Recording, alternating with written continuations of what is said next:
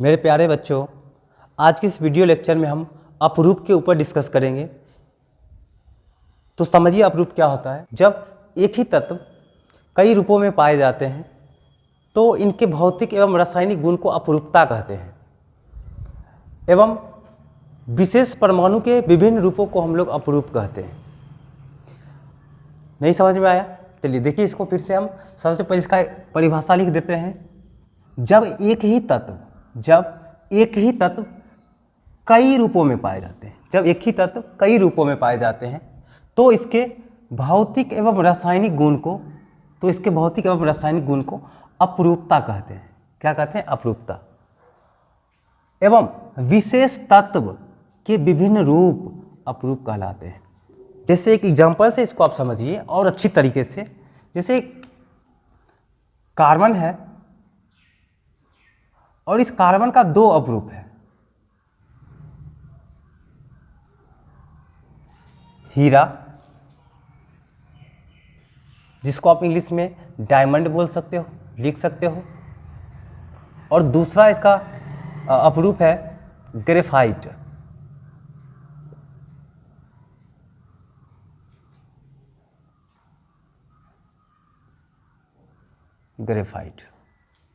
तो ये दोनों इसके अपरूप हैं। अब ये अपरूप क्यों है तो इसको समझिए आप थोड़ा सा और अच्छी तरीके से। जैसे ये कार्बन है और ये जो हीरा है कार्बन का ही अपरूप है। क्यों अपरूप है? क्योंकि हीरा जो है, हीरा का जो संरचना है, स्ट्रक्चर है, वो किसके द्वारा बना हुआ है? तो कार्बन के द्वारा बना हुआ है, यानी कि शुद्ध कार्बन के द्वारा ये बना हुआ है। तो इसमें भी क्या है? Carbon carbon carbon. हीरा किसके द्वारा बना हुआ? कार्बन के द्वारा बना हुआ। और अगर हम ग्रेफाइट की बात करें तो ग्रेफाइट भी किस चीज़ से बना हुआ है? कार्बन से बना हुआ। बहुत सारा कार्बन मिलकर के बना हुआ है। तो जब दोनों कार्बन से ही बना हुआ है और भी कुछ इसमें कोई पदार्थ नहीं है, कोई भी एलिमेंट नहीं है, तो फिर दोनों का स्ट्रक्चर अलग अलग क्यों होता है? इसका नाम अलग अलग क्यों पड़ा? तो इसका मुख्य वजह ये होगा, इसका अरेंजमेंट। इसका क्या होगा? अरेंजमेंट। हीरा का अरेंजमेंट अलग तरीका से होगा और हीरा का जो अरेंजमेंट होगा वो किसी दूसरे तरीके से होगा, यानी कि इसमें जो कार्बन परमाणु जो जुड़े होंगे उसका अरेंजमेंट अलग तरीका से होगा। और ग्रेफाइट में क्या होगा? है तो कार्बन ही इसमें, लेकिन इसका अरेंजमेंट, कार्बन का अरेंजमेंट क्या होगा? अलग तरीका से होगा। तो अब यहाँ पर आप देख पाए कि हीरा और ग्रेफाइट दोनों किसका रूप है? तो कार्बन का ही रूप है, यानी कि कार्बन से ही हीरा भी बना है और कार्बन से ही ग्रेफाइट भी बना हुआ, यानी कि एक ही पदार्थ के यहाँ पर कई रूप हैं। तो इसका जो गुण होगा, इसका जो प्रॉपर्टीज होगा, उस प्रॉपर्टीज को हम लोग बोलते हैं अपरूपता, एलोट्रॉफी। और विशेष तत्व के विभिन्न रूप, यानी कि ये जो विशेष तत्व कार्बन है इसका ये रूप क्या कहलाएगा? अपरूप। यानी कि हीरा और ग्रेफाइट क्या है? दोनों कार्बन का अपरूप है। तो आप इस डेफिनेशन के माध्यम से एलोट्रोप्स के बारे में लिख सकते हो। एलोट्रोप्स के बारे में लिख सकते हो। एलोट्रोप्स का निर्माण सेम एलिमेंट ऑफ एटम से होता है, यानी कि एलोट्रोप्स का जो निर्माण होता है वो एक ही प्रकार के परमाणु से होता है। जैसे कि यहाँ पर आप देख पाए हीरा और ग्रेफाइट दोनों क्या है? कार्बन से ही बना हुआ है। इसके बाद इसका दूसरा आप पॉइंट लिख सकते हो, अरेंजमेंट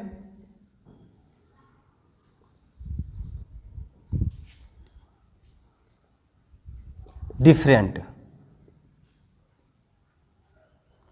अरेंजमेंट इसका क्या होगा? डिफरेंट होता है। एलोट्रोप्स में देखिए इसका अरेंजमेंट कुछ अलग तरीका से होगा और इसमें जो कार्बन परमाणु का अरेंजमेंट होगा वो क्या होगा? अलग तरीका से होगा। अगर हम इसका तीसरा पॉइंट लिखना चाहें तो लिख सकते हैं फिजिकल स्टेट सेम, यानी कि एलोट्रोप्स का जो भौतिक अवस्था होता है वो क्या होता है? सेम होता है, यानी कि समान होता है। जैसे यहाँ पर देखिए ये कार्बन जो होता है यह ठोस अवस्थाओं में पाया जाता है। तो इस कार्बन के द्वारा जो हीरा का निर्माण होगा या जो ग्रेफाइट का निर्माण होगा वो भी क्या होगा? ठोस होगा। तो अर्थात हम यहाँ पर लिख सकते हैं कार्बन, ये हीरा भी क्या होता है? ठोस होता है और ग्रेफाइट भी क्या होगा? ठोस होगा। इसके बाद एक और पॉइंट हम चौथा इसके बारे में लिख सकते हैं, एलोट्रॉप्स के बारे में। प्रॉपर्टीज डिफरेंट, इसका प्रॉपर्टीज क्या होगा, डिफरेंट होगा। जैसे फिजिकल प्रॉपर्टीज या केमिकल प्रॉपर्टीज दोनों क्या होगा, डिफरेंट होगा, अलग अलग होगा। क्यों अलग अलग होगा, तो आप जानते हैं किसी भी पदार्थ का भौतिक या रासायनिक गुण उसके परमाणु का अरेंजमेंट पर डिपेंड करता है। तो यहाँ पर आप देखें कि एलोट्रॉप्स का अरेंजमेंट क्या होता है, डिफरेंट होता है, यानी कि अलग अलग होता है। तो इसलिए इसका भौतिक और रासायनिक गुण भी अलग अलग होगा। तो आपने इस चीज़ को देखा। अब हम बारी बारी से कार्बन के दो अपरूप हीरा और ग्रेफाइट को अलग अलग पढ़ेंगे। तो चलिए हम लोग सबसे पहले देखते हैं हीरा। तो हम सबसे पहले यहाँ पर कार्बन के अपरूप हीरा के बारे में पढ़ लेते हैं। हीरा का क्या क्या महत्वपूर्ण गुण होता है उसके बारे में पढ़ेंगे। तो हीरा का सबसे पहला गुण अगर हम लिखना चाहें तो लिख सकते हैं, यह कार्बन का शुद्धतम रूप होता है। यह कार्बन का शुद्धतम रूप होता है, यानी कि हीरा जो बना होता है वो शुद्ध कार्बन से बना होता है। सिर्फ कार्बन कार्बन कार्बन, और इसमें कुछ भी चीज नहीं होता है, शुद्ध कार्बन होता है। दूसरा पॉइंट, कार्बन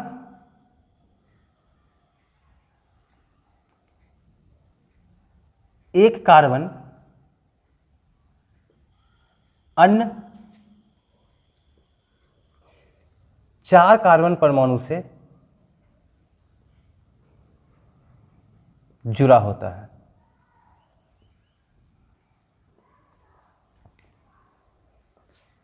एक कार्बन परमाणु 4 अन्य कार्बन परमाणु से जुड़ा होता है। हीरा देखिए किस तरह से जुड़ा होता है। जैसे एक कार्बन परमाणु है, इसके साथ 4 अन्य कार्बन परमाणु जुड़ा होता है। इस तरह से देखिए यहाँ पर एक कार्बन, दूसरा कार्बन, तीसरा कार्बन और ये चौथा कार्बन, इस तरह से जुड़ा होता है। फिर ये जो कार्बन है इससे भी 3-4 कार्बन जुटा होता है, 1 2 3 और ये देखिए 1 4। फिर इस कार्बन से भी 4 कार्बन परमाणु जुटे होते हैं, 1 2 3 और ये 1 4। फिर इस कार्बन से भी 4 कार्बन परमाणु जुटे होते हैं, 1 2 3 और 1 4। तो फिर इसी तरह से फिर यहाँ पर जो कार्बन होगा इससे भी 4 कार्बन परमाणु जुटा होगा, फिर उससे 4 कार्बन परमाणु जुटा होगा। तो इस तरह से इसमें कार्बन एक कार्बन के साथ 4 अन्य कार्बन परमाणु जुड़ा होता है। अगर इसका हम तीसरा पॉइंट की बात करें तो तीसरा पॉइंट हम लिख सकते हैं, यह विद्युत का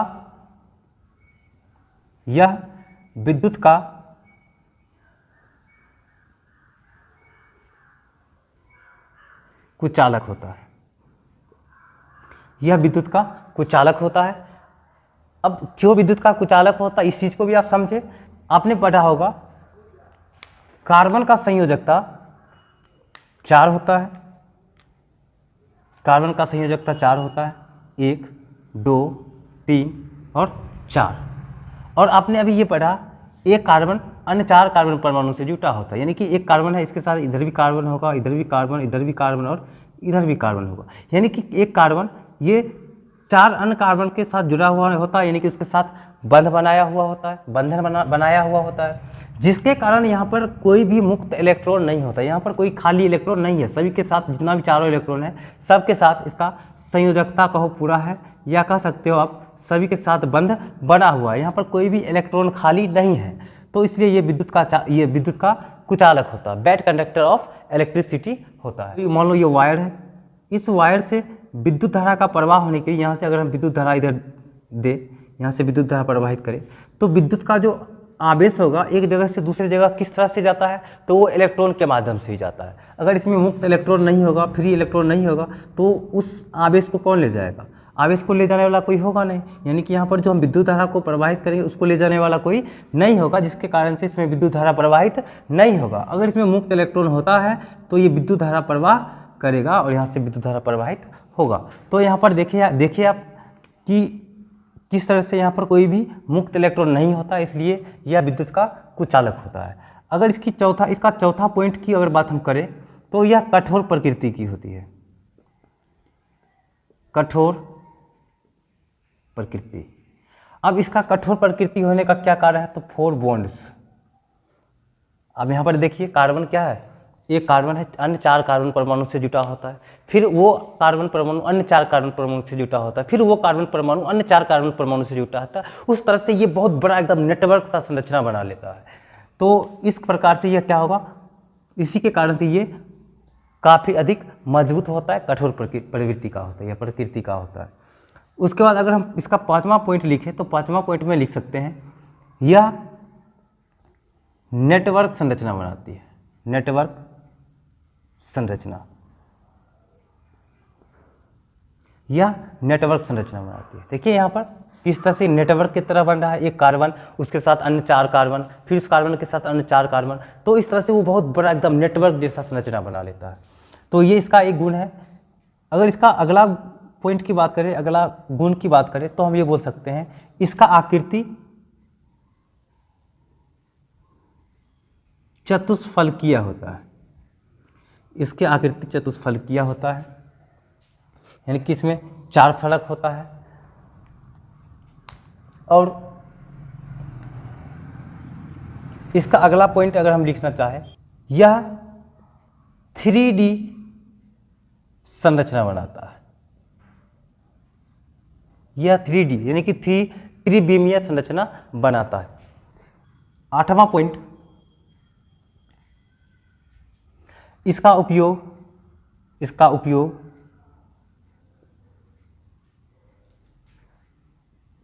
कांच,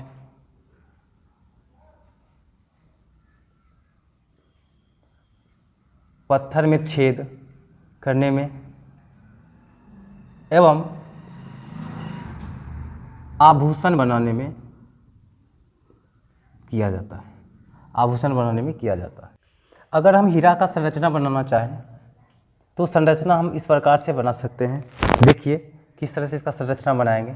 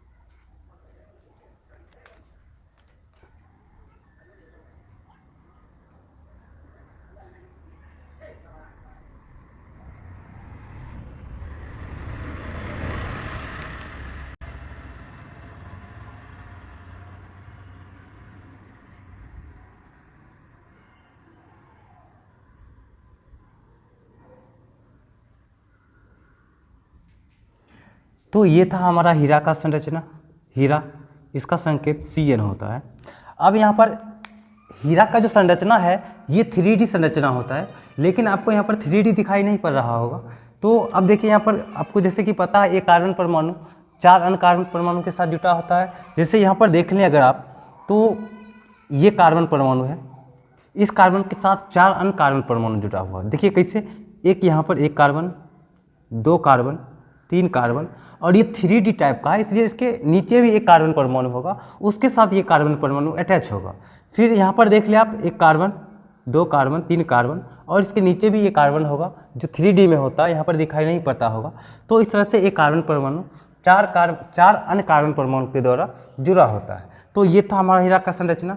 आप इसको आराम से वीडियो को पॉज करके देख सकते हो, सीख सकते हो इसको। चलो अब हम लोग बात कर लेते हैं ग्रेफाइट। ग्रेफाइट कार्बन का दूसरा अपरूप है। तो ग्रेफाइट के बारे में अगर इसका हम गुण को लिखना चाहें तो पहला गुण हम लिख सकते हैं, कार्बन का शुद्धतम रूप।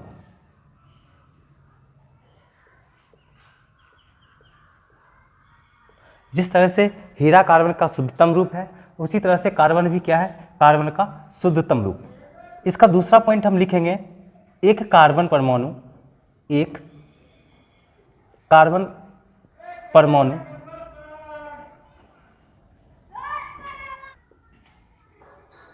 जुड़ा होता है।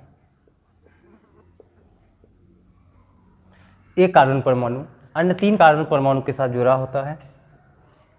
तीसरा पॉइंट देखिए किस तरह से ये एक कार्बन परमाणु 3 अन्य कार्बन परमाणु के साथ जुड़ा होता है। देखिए यहाँ पर जैसे एक कार्बन परमाणु है, इसके साथ 3 अन्य कार्बन परमाणु जुटा होता है। एक देखिए इस तरह से कार्बन कार्बन कार्बन, यानी कि एक कार्बन परमाणु से 3 अन्य कार्बन परमाणु, इस तरह से ये अटैच होता है। तीसरा पॉइंट के बारे में अगर हम सोचें तो हम लिख सकते हैं यह विद्युत का सुचालक होता है। यह विद्युत का सुचालक होता है। क्यों विद्युत का सुचालक होता है? जैसे कि समझ लीजिए इसको, आप इसको समझें। जैसे कार्बन है, कार्बन का संयोजकता 4 होता है, 4 संयोजकता। और अभी आपने पढ़ा कि एक कार्बन परमाणु अन्य 3 कार्बन परमाणु के साथ जुटा होता है। तो एक कार्बन परमाणु इसके साथ जुटेगा, एक कार्बन इसके साथ और एक कार्बन इसके साथ। तो यहाँ पर जो ये एक इलेक्ट्रॉन है, ये एक इलेक्ट्रॉन फ्री रह जाता है, यानी कि ये फ्री इलेक्ट्रॉन है। तो फ्री इलेक्ट्रॉन होने के कारण ये विद्युत का चालन करता है, यानी कि जब इसमें विद्युत धारा प्रवाहित किया जाएगा तो ये इलेक्ट्रॉन जो है ये विद्युत को क्या करेगा, एक जगह से दूसरी जगह पहुँचाएगा। तो इस अर्थात हम यहाँ पर कह सकते हैं it is good conductor of electricity, यानी कि यह विद्युत का एक अच्छा सुचालक है। इसके बाद अगर हम चौथी पॉइंट की बात करें,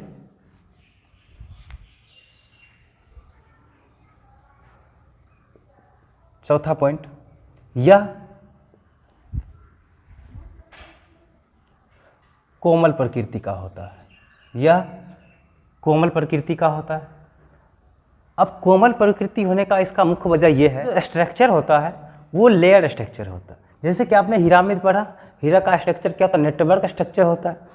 लेकिन ग्रेफाइट का जो स्ट्रक्चर होता है वो लेयर स्ट्रक्चर होता है, यानी कि ये लेयर के रूप में होता है। जैसे कि मान लो इस तरह से होता है इसका स्ट्रक्चर।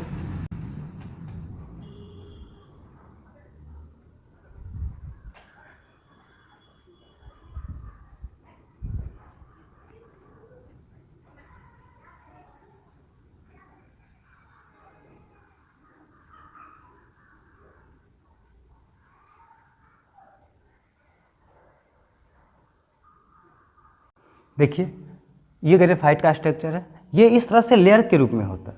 और इसके बीच जो बंध होता है, बंधन होता है, वो काफ़ी वीक होता है, यानी कि इसके बीच जो बंध होता है बहुत ही वीक होता है, जिसके कारण ये फिसलनदार होता है। जैसे कि आप पेज को कॉपी में देखे होंगे, जिस तरह से पेज एक के ऊपर एक रखा होता है, अगर उस पेज को आप इस तरह से एक बार कर दो तो वो सभी पेज क्या होंगे, एक दूसरे को छोड़ करके निकल जाएंगे। तो उसी तरह से ग्रेफाइट भी क्या होता है, ये लेयर के रूप में होता है, एक के ऊपर एक इसमें लेयर होता है। और इसके बीच जो बंध होता है ये बहुत कमज़ोर बंध होता है, और ये बहुत कमज़ोर होने के कारण ये बहुत फिसलनदार होता है। जैसे कि आपने देखा होगा जब आप लिखते हो पेंसिल से, जो पेंसिल का जो नोक होता है वो किस चीज़ का बना होता है, ग्रेफाइट का होता है। तो ग्रेफाइट लेयर संरचना बनाता है, जिसके कारण आप जब पेज पर लिखते हो कुछ भी चीज़ तो वो पेज पर लिखा हुआ उतर जाता है, यानी कि वो ग्रेफाइट का लेयर होता है, उसका बॉन्ड जो है वो कमज़ोर होने के कारण, या कह सकते हो फिसलनदार होने के कारण वो आपकी कॉपी पर छप जाता है और उसका एक लेयर वहाँ पर रह जाता है, और वो धीरे धीरे क्या होता है, उसका लेयर धीरे धीरे समाप्त होता है। तो ये ग्रेफाइट का स्ट्रक्चर होता है, लेयर स्ट्रक्चर होता है।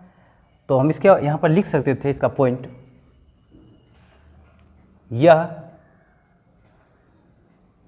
लेयर संरचना बनाता है, यह लेयर संरचना बनाता है। इसके बाद अगर हम अगला पॉइंट की बात करें तो हम लिख सकते हैं कि इसकी आकृति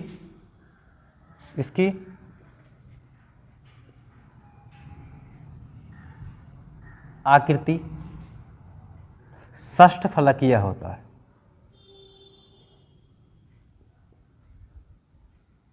षष्ठफलकीय होता है। यहाँ पर देखिए, यहाँ पर 6 फलक है इसमें, 1 2 3 4 5 और 1 6 फलकीय होता है। और प्रत्येक कार्बन परमाणु 3 अन्य कार्बन परमाणु के साथ जुड़ा होता है। जैसे यहाँ पर देख लीजिए, माना कि माना नहीं, यहाँ पर एक कार्बन है, ये कार्बन है, ये कार्बन 3 अन्य कार्बन से जुटा होता है। जैसे देखिए एक यहाँ पर जुटेगा, एक कार्बन, 2 कार्बन और एक ऊपर कार्बन। अगर यहाँ पर अगर लेयर होता तो यहाँ पर भी एक कार्बन होता। फिर इस कार्बन को आप देख लें, यहाँ पर भी कार्बन, यहाँ पर भी कार्बन, यहाँ पर भी कार्बन है। तो इस कार्बन को देखें तो एक कार्बन यहाँ इसके साथ जुटा हुआ है और एक कार्बन इसके साथ जुटा हुआ है और एक कार्बन इसके नीचे यहाँ पर जुड़ा हुआ होता है। तो इस तरह से एक कार्बन परमाणु के साथ 3 अन्य कार्बन परमाणु भी जुड़ा होता है। इसकी आकृति कैसा होता है? षष्ठ फलकीय होता है। अगर इसकी संरचना की बात करें तो ये संरचना 2D संरचना बनाता है, 2D स्ट्रक्चर बनाता है। जैसे हीरा 3D स्ट्रक्चर बनाता है और ग्रेफाइट किस तरह का स्ट्रक्चर बनाता है? 2D स्ट्रक्चर बनाता है। अब अगर हम इसका उपयोग की बात कर लें तो ग्रेफाइट का उपयोग पेंसिल के रूप में किया जाता है और इसका दूसरा उपयोग अगर सोचें तो दूसरा उपयोग विद्युत संयंत्र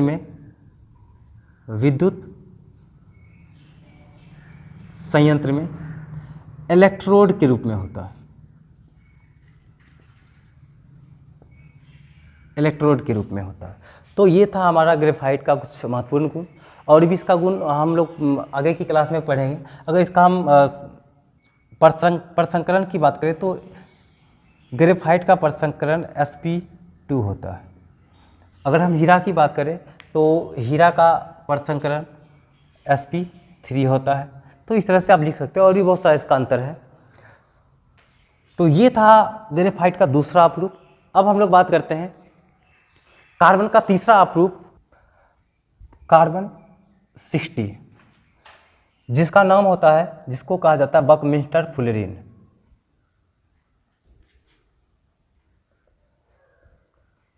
बकमिंस्टर फुलेरिन। अगर हम इसकी संरचना की बात करें, स्ट्रक्चर की बात करें, तो इसका संरचना फुटबॉल की तरह होता है। जैसे फुटबॉल का संरचना होता है ना, उसी तरह से कार्बन 60 यानी कि बकमिंस्टर फुलेरिन का भी संरचना होता है, और ये भी कैसा होता है? सॉलिड होता है। और कार्बन 60 ये भी नेटवर्क स्ट्रक्चर बनाता है, नेटवर्क स्ट्रक्चर। अगर आपको इस टॉपिक में कहीं भी प्रॉब्लम हो तो आप कमेंट्स में हमसे इसका कोई भी डाउट पूछ सकते हो।